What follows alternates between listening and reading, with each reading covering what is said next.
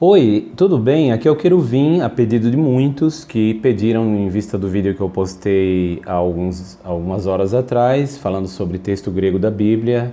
Me pediram para eu continuar postando vídeos, até porque hoje com a comunicação em massa via internet e vídeos tem uma praticidade muito grande. Aqui é um pouco mais aprofundado para quem ainda não lê em grego, mas vai ser de ajuda para os teólogos evangélicos, para os que são das religiões cristãs, né, em geral, e que querem se aprofundar nesse assunto. Eu sou o Queruvim, eu leciono idiomas desde o início dos anos 90, em sala de aula, inclusive idiomas como inglês para fluência, para conversar fluente, e também os idiomas da Bíblia. O grego koiné, que foi o idioma internacional e o idioma do Império Oficial do Império Romano, era a língua oficial, ou seja, todo mundo de educação mediana falava o grego koiné. Jesus, os apóstolos, obviamente se comunicavam também em grego koiné. O grego koiné era também chamado koiné dialectos, ou dialeto comum, né? Antes desse tempo, uns 300 anos antes de Cristo, já era um pouco diferente, era o grego clássico.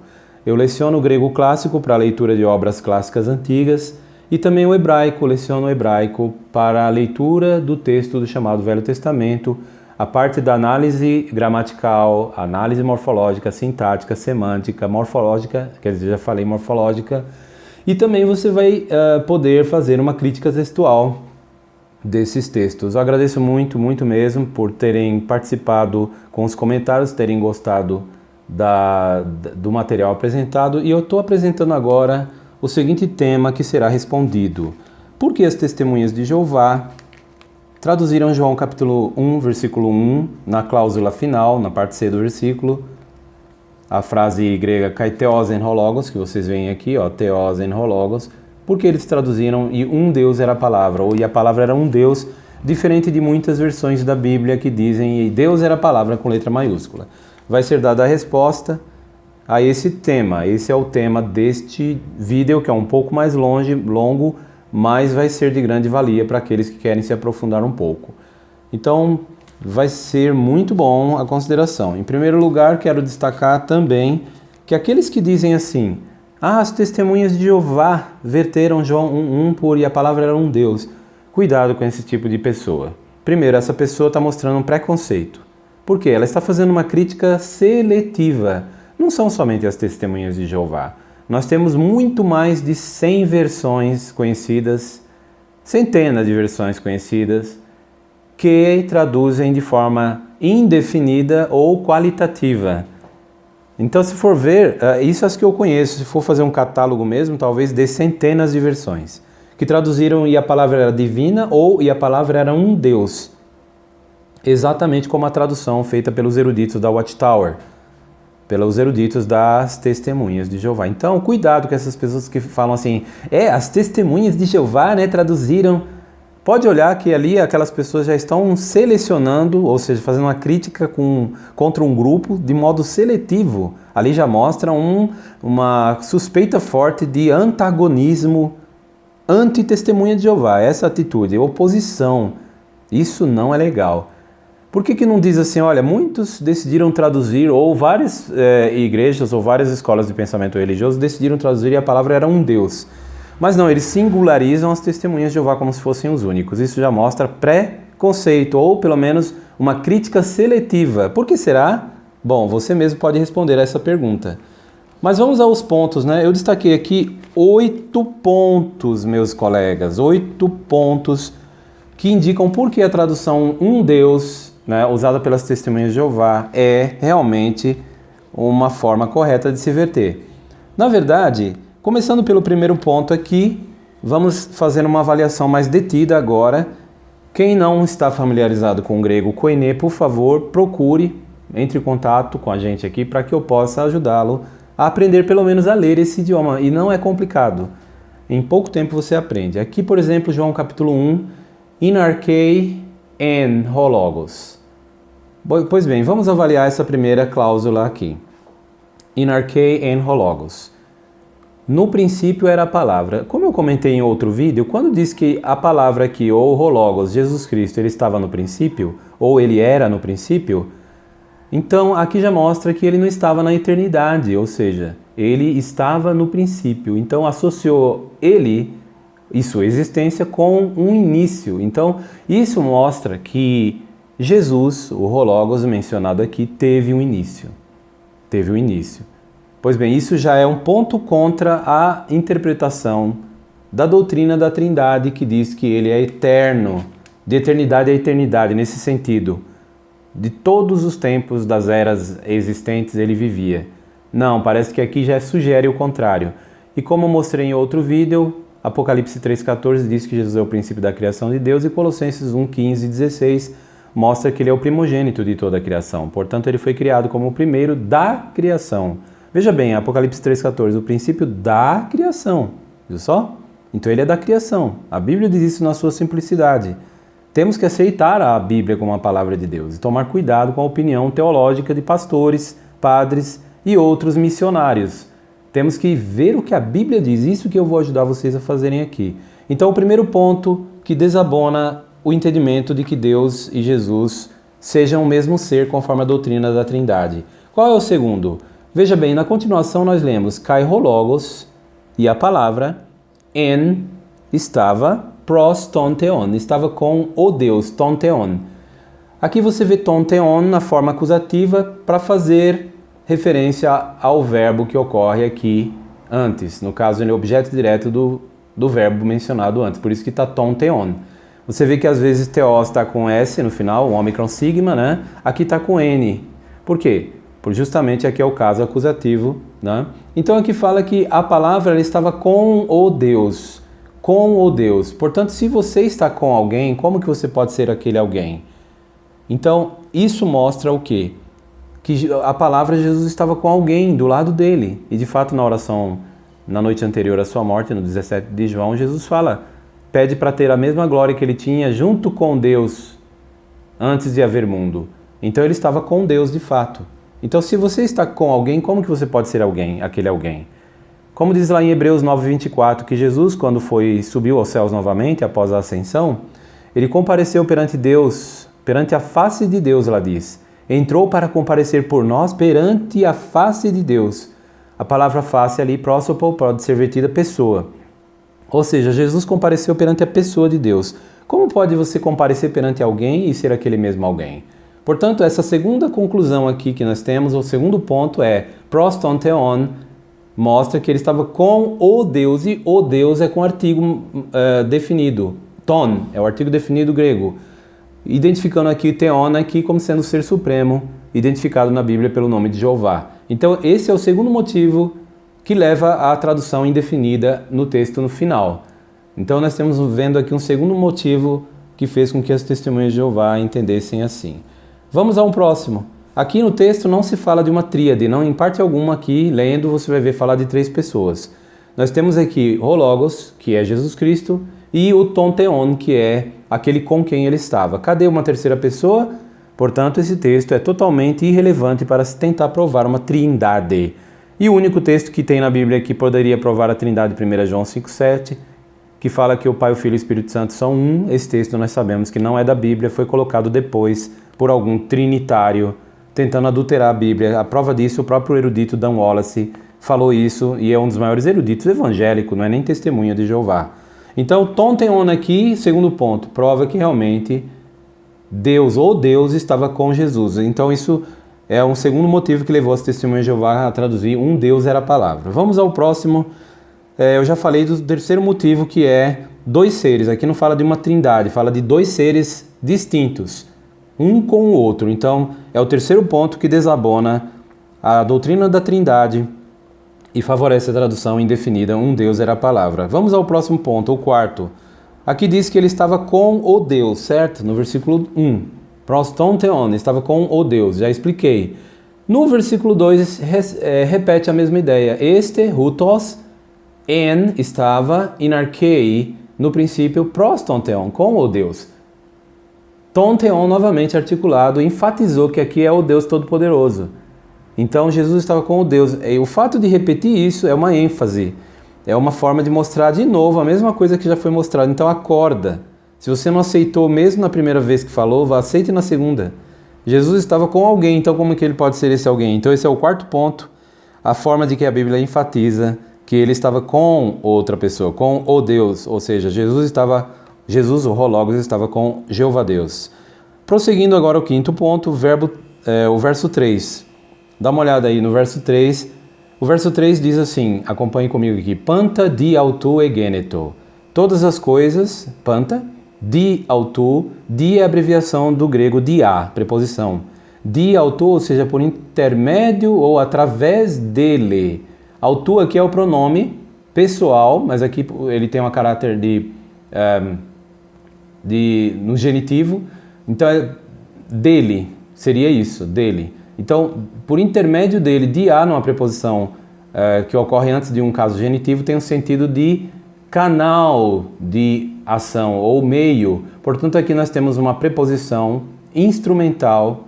Portanto, aqui fala que todas as coisas através ou por intermédio dele. Esse é um erro grave na versão Almeida, que diz que foi por ele que foram feitas todas as coisas. Não é por ele, gente. É através ou por intermédio dele. Isso aqui é totalmente ignorado. O crente lê, mas não vê. Lê, mas não enxerga. Muitos evangélicos e católicos leem, mas não enxergam. Primeiro, mesmo que você mostre numa versão melhor, como a tradução do Novo Mundo da Bíblia, das Testemunhas de Jeová, que traduziu melhor isso aqui, eles não aceitam porque já está impregnado ali na mente deles que Jesus é aquele por quem. Mas o texto não fala que todas as coisas por ele, não. É por intermédio dele. Então pode começar a refazer a sua visão sobre o entendimento de que Jesus é aquele por intermédio de quem foi feito ou veio a ser. Egeneto, aqui egeneto, gente. Egeneto vem de ginomai. Ginomai significa vir a ser. Aqui nós temos no auristo. Egeneto. Então aqui está dizendo em outras palavras, veio a ser ou veio a existir todas as coisas através através de, por intermédio de Jesus Cristo. Tá certo? Quando aqui diz que nada do que veio a existir a não ser por ele, aqui é lógico, está só falando do que veio a existir. Esse entendimento de que é por intermédio dele é ignorado. Então você tem que ler todo o texto e entender a semântica do texto inteira. Alguns se atêm à segunda parte para dizer assim, a parte de Jesus, nada do que veio a existir. Então como que Jesus, se ele veio a existir, ele é criado? Porque aqui diz que nada do que veio a existir a não ser por ele. Mas aí, gente, volta no início. Aqui diz que por intermédio dele, não por ele, por intermédio dele. Você tem que contar isso aqui, que inviabiliza esse argumento trinitário. Veja bem o início. A Bíblia toda trata como cada palavra aqui como se fosse uma escultura que vale mais que ouro. Então não adianta você tentar selecionar passagens e picotar textos com ideias que favoreçam a doutrina particular da Trindade. Então o versículo 3, a expressão grega diautu, é uma outra evidência de que aqui é um Deus no início, em João 1c. É o entendimento aqui do contexto, então a parte semântica. A parte semântica, morfológica, sintática, aqui no caso a análise sintática do texto revela isso. Agora vamos a um outro ponto. Já mostrei para vocês 5 pontos, vamos ao sexto ponto. Por que as testemunhas de Jeová interpretam que ele era um Deus e não o Deus, em João 1c? Bom, se você é trinitário e acha que o mesmo Logos aqui é Theos, então você está dizendo que o Logos, que é o Filho, ele é Theos, que é o Pai. Então você está dizendo que o Pai é o Filho e o Filho é o Pai. Isso contradiz a doutrina da Trindade, que diz que são 3 diferentes. São 3 pessoas diferentes, diz a doutrina da Trindade. Então realmente é uma contradição com sua própria teologia.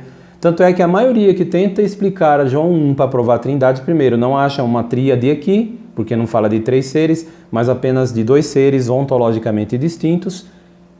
E além disso, aqui, a pessoa acaba cometendo um erro trinitário e usando o argumento daqueles que pregam o unicismo.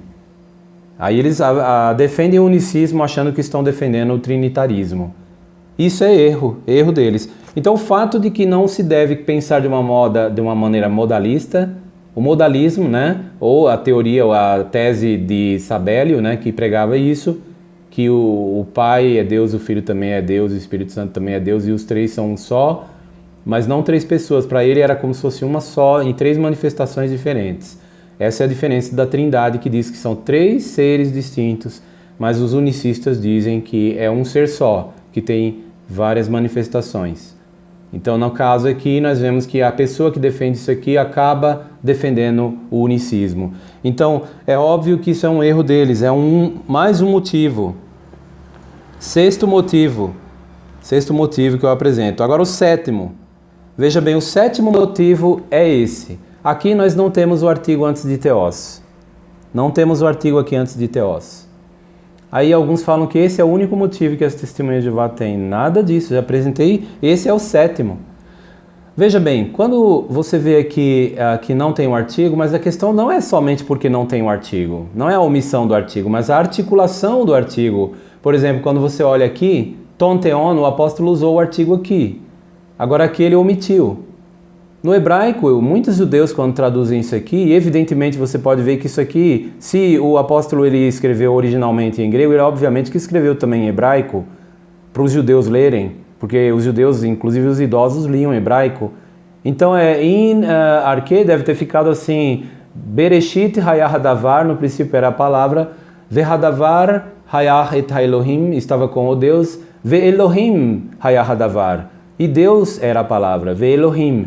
A palavra Elohim, na mente do apóstolo, ele era judeu, ela não se refere somente ao Criador, gente. Esse é um ponto importante que não é observado. O próprio erudito Daniel Wallace fala que aqui não pode se traduzir um Deus porque iria dar margem a um politeísmo e acusa as testemunhas de Jeová de politeísta. Isso é um erro, porque na mente judaica, Deus, a palavra Deus, ela não se refere somente ao Criador. Será que eles eram politeístas? Por exemplo, em Êxodo 7:1 fala assim, que Deus disse a Moisés, Re, netaticha Elohim le faraó. Vê, Moisés, eu te faço Deus para faraó. Então ali Moisés foi chamado de Elohim. Por quê? Porque ele ficou com um poder muito grande na mão, mas isso não quer dizer que ele era o próprio Deus. Então na mente do judeu, Deus, a palavra Deus, o substantivo Deus, ele é aplicado não só a pessoas que têm poderes, como o Salmo 82:6 fala de juízes humanos e diz, vós sois deuses. Elohim atem, né? Atem Elohim, vós sois deuses. Salmos 82:6. Perceberam? Elohim, que é o equivalente do grego theos, é aplicado a juízes, porque o juiz tem um poder muito grande. Eles são deuses falsos? Claro que não. Então o senhor Dan Wallace, ele não entende que politeísta não é aquele que acredita em vários deuses. Não, é aquele que acredita e adora vários deuses. Não é o caso das testemunhas de Jeová. Chamá-las de politeístas e dizer que elas acreditam em 2 deuses? Não acreditam em 2 deuses. As testemunhas de Jeová acreditam em muitos deuses, muitos. Quer ver um exemplo de um Deus? Filipenses 3:19, o apóstolo lá, ele fala, usando a palavra theos, aquelas pessoas que só pensam em comida, bebida e sexo, lá diz que o Deus deles, e usa a palavra theos, é o ventre, a barriga. Então a palavra Deus, na Bíblia, se refere a qualquer coisa ou pessoa que exerce um poder e autoridade sobre a pessoa, sobre os seres humanos. Por isso que 2 Coríntios 4:4 chama Satanás, também usa a palavra theos se referindo a ele. É o theos desse mundo aqui embaixo, dessa bagunça que está esse mundo aqui embaixo. Ele que domina aqui embaixo. Então, 2 Coríntios 4:4 diz que ele é theos também.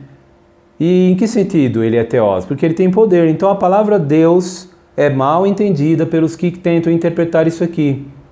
O apóstolo João, quando ele disse theos en ho logos, ele queria dizer que Jesus era o próprio Deus? Não. Então, vamos considerar o seguinte aqui. Eu já falei sobre isso no outro vídeo, mas eu vou considerar um pouco mais. Aqui, quando você vê o substantivo theos aqui, ele não tem o artigo. O fato de ele ser nominativo e não ter o artigo nominativo indica que aqui não está destacando o sujeito. Aqui theos está no nominativo apenas para fazer correspondência ou uma concordância de caso gramatical com o logos, que está no nominativo também. Quem é o sujeito aqui da oração? Perguntou um opositor das Testemunhas de Jeová uma vez, nos anos 50, para George Gangas, que era um dos possíveis tradutores da tradução do Novo Mundo. Ele perguntou de um modo arrogante e o irmão, que era do corpo governante, saiu e nem deu resposta. Lógico que ele não ia dar atenção àquela pessoa doente anti-testemunha de Jeová, é o que mais tem hoje. Então, ele deu as costas. Agora, se você perguntar para um desses opositores, né, por exemplo, theos en ho logos, quem é o sujeito aqui? Quem é o sujeito dessa oração? Ele vai dizer que é hologos, a menos que ele não entenda grego. É óbvio que é hologos, porque quando você vê a terminação ômicron sigma, que é o caso nominativo, destaca o sujeito.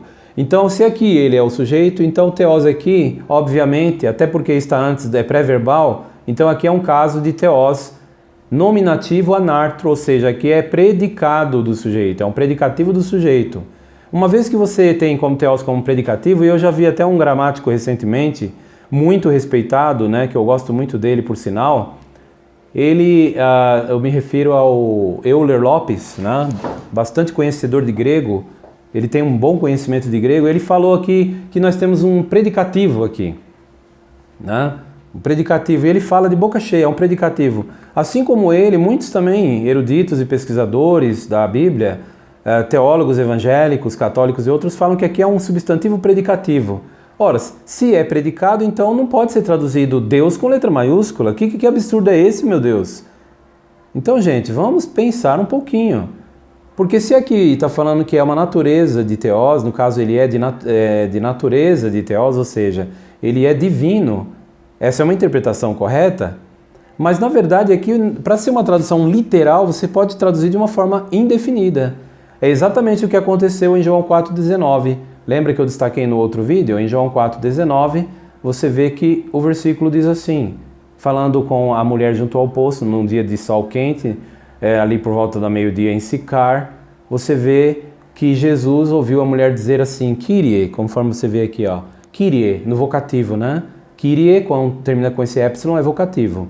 Ela falou, Senhor, teoro, observa o hotike, profetes eisu. Aqui nós temos um substantivo predicativo nominativo masculino singular, né? Anartro, pré-verbal. Profetes é isso, é um SPNAPV. Da mesma forma, aqui nós temos teós, é um SPNAPV, substantivo predicativo nominativo anartro masculino singular pré-verbal. E depois o sujeito, hologos. Aqui em João 4,19, profetes eisu, eisu, o verbo, portanto o substantivo aqui é pré-verbal, e su é o sujeito da oração. É a mesma construção de João capítulo 1, versículo 1. Como que as Bíblias por aí verteram essa passagem? Olha aqui, ó. A NTL, a nova tradução na linguagem de hoje, ela verteu assim, a mulher respondeu, agora eu sei que o Senhor é um profeta. Olha, gente, um profeta, indefinido. Aqui também a Bíblia de Jerusalém, um profeta. Sim, João 4,19. É traduzido um profeta. É a mesma construção, é um PNAPV idêntico, é um exato correspondente de João capítulo 1, versículo 1, parte C. Se alguém disser que não, é um ignorante, é um apedeuta, é uma pessoa sem informação em grego. Então quem fala de boca cheia, olha, é impossível. Vários eruditos falam isso, porque são movidos pelo ódio das testemunhas de Jeová e pelo preconceito. E o mais forte que isso, que é aquele amor para defender a religião deles. Então é um argumento teológico, não gramático. O argumento gramatical, analisando de uma forma, como eu estou fazendo aqui, a semântica do texto, a parte morfológica do texto, a parte sintática do texto. Então, quando você vê tudo isso, você chega à conclusão de que a tradução do Novo Mundo das Escrituras Sagradas ou da Bíblia Sagrada, usada pelas testemunhas de Jeová em predileção, porque elas usam todas as Bíblias, mas elas dão predileção a essa tradução da Bíblia Sagrada, tradução do Novo Mundo. É a mais exata das versões comparadas, disse Jason David Bidun, erudito americano, depois de fazer uma avaliação detida acadêmica. Não vi nenhuma outra igual. Né? Não vi nenhuma outra pesquisa igual a que ele fez, o erudito Jason David Bidun. Ele falou a mais exata das versões comparadas, a tradução do Novo Mundo da Bíblia, produzida pelas testemunhas de Jeová. Perceberam? Então, voltando aqui, você vê então que a tradução aqui mais exata era e um Deus era a palavra. Alguns até durante mais de 50 anos, 60, sei lá, talvez 100 anos, citavam a regra de Cowell, né? A regra de Cowell dizia que um predicativo nominativo substantivo anartro não possui artigo quando é pré-verbal. Não possui artigo, né? Ele quis dizer que aqui não pode ter artigo de jeito nenhum. Então, se alguém colocar um artigo indefinido aqui, ficaria errado.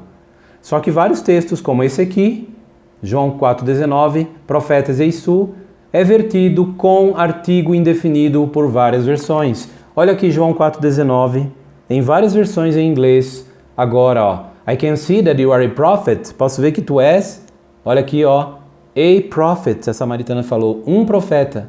É lógico que ela não chamou ele de o profeta, ela não estava definindo ele como um Messias. Tanto é que nos versículos seguintes ela fala, será que esse é o Cristo? Então, lendo o contexto, você vê, né, essa é a verdadeira hermenêutica feita pela Organização de Jeová. Porque o contexto indica que ela não sabia, não tinha certeza. Então, ela, logicamente que aqui é indefinido. Então, quando ela diz aqui um profeta, olha só, na versão New Living Translation, a prophet, um profeta, né? You must be a prophet. Na English Standard Version, the woman said to him, a mulher disse-lhe, Sir, Senhor, é possível that you are a prophet? Percebo que tu és a prophet, um profeta. Tá vendo? Então, um profeta em quase todas as Bíblias em inglês. Em português você vai ver que às vezes não tem o artigo indefinido, mas a construção é indefinida. Tá vendo? Olha só, Roman Christian Standard Bible, a prophet, International Standard Version, a prophet, a Net Bible, a prophet, e várias outras versões. Olha só, a God's Word, a prophet. Enfim, a King James do ano 2000, ó, you are a prophet, tu és um profeta. Então essa ideia de que João 1:1 não pode ser de jeito nenhum colocado como um Deus é totalmente equivocada, porque as construções idênticas a ela não só atropelam a chamada lei de Cowell, que é um lixo de lei, é uma lei que nem sempre é lei. Onde que uma lei vai depender? Não é lei, então. Então isso aí só foi para enganar, foi provavelmente inspirado pelo demônio para enganar as pessoas. Enganar, foi uma regrinha ilusória, fantasiosa. Tanto é que ela é criticada pelo Dan Wallace, que diz que Cowell não conhecia nem sua própria lei, que ele criou. Isso é, uma lei fantasiosa.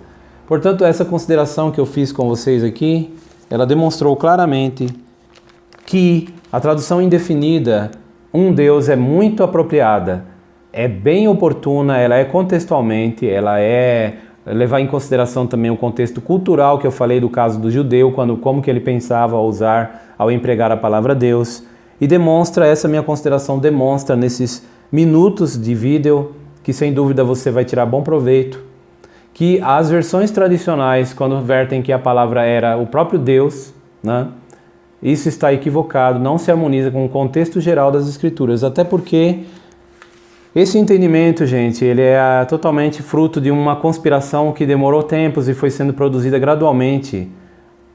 O próprio erudito, o próprio pesquisador que gostava de estudar esses assuntos, o maior cientista que já viveu, um dos maiores, Isaac Newton, ele disse que a grande apostasia foi a doutrina da Trindade. E ele realmente falou acertadamente. Os escritos de Isaac Newton foi descoberto após a sua morte, porque se tivesse sido descoberto antes, ele teria sido executado.